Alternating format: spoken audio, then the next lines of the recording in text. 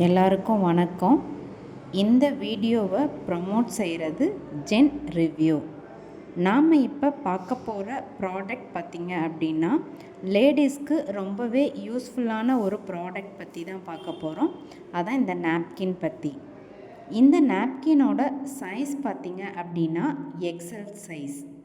இதோட மெஷர்மெண்ட்டில் சொல்லணும் அப்படின்னா இதோட மெஷர்மெண்ட் 290 mm.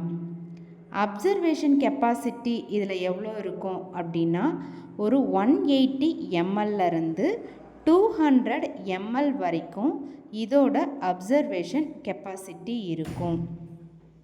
இந்த நாப்கினில் பார்த்திங்க அப்படின்னா 8 லேயர்ஸ் வரைக்கும் இருக்குது. இது ஃபுல்லாக காட்டன் பேட். இதில் பிளாஸ்டிக்ஸ் கிடையாது. இது ஒரு ஆனியன் நாப்கின். இந்த ஆனியன் நாப்கினில் இருக்கக்கூடிய லேயர் பார்த்திங்கன்னா காட்டன் சாஃப்ட் டாப் ஷீட்டு. இதில் மேலே இருக்கக்கூடிய அந்த லேயர் பார்த்திங்க அப்படின்னா காட்டனில் சாஃப்ட் டாப் ஷீட் இருக்குது. அடுத்ததாக பார்த்திங்க அப்படின்னா க்ரீன் வேவ் ஆனியன் ஸ்ட்ரிப் இதில் யூஸ் பண்ணியிருக்காங்க. இந்த வீடியோவை ப்ரமோட் செய்வது ஜென் ரிவ்யூ.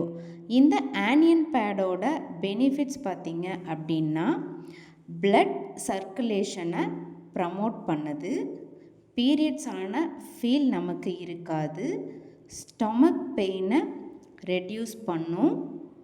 அடுத்ததாக பார்த்திங்க அப்படின்னா டென்ஷன் ப்ரெஷர் நமக்கு குறைக்கும், pH லெவலை பேலன்ஸ் பண்ணும், நம்மளை இச்சிங் இன்ஃபெக்ஷன்லேருந்து நம்மளை பாதுகாப்பாக வச்சுருக்கும்.